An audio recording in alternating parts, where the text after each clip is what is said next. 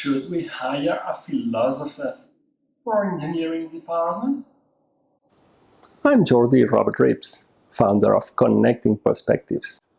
We inspire professional relationships that generate new solutions for executives and their companies.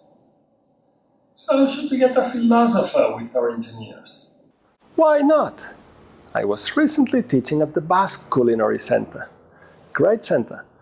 I was teaching for one of their masters, the Master in Restaurant Management and Innovation. Guess what? Only 50% of the participants were cooks or culinary-related jobs. We had people from sociology, from forestry, from finance, from marketing, from interior design.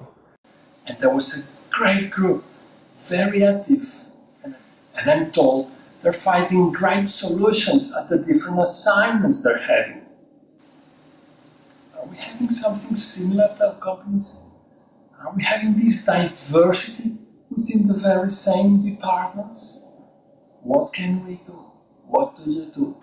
I'm looking forward to hearing from you, and as usual, I'll report back with a summary of your comments right here.